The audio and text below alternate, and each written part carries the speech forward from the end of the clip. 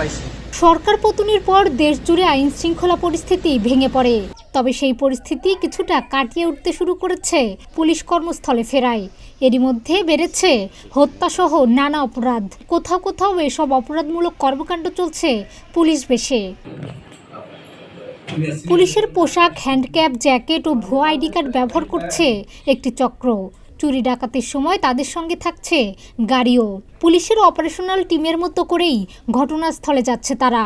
টিমে রাখছেন inspector, SI, ASI, constable ও driver.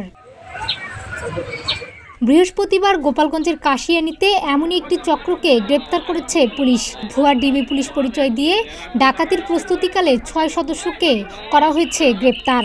শুক্রবার আদালতের মাধ্যমে জেল হাজতে পাঠানো হয়েছে তাদের।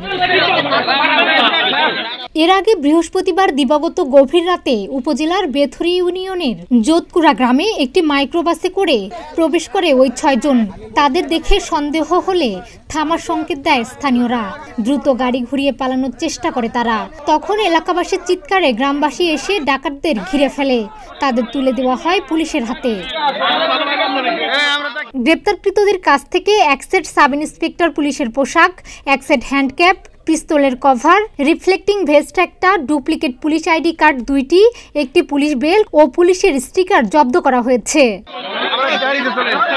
ডেস্ক রিপোর্ট, প্রতিদিনের বাংলাদেশ।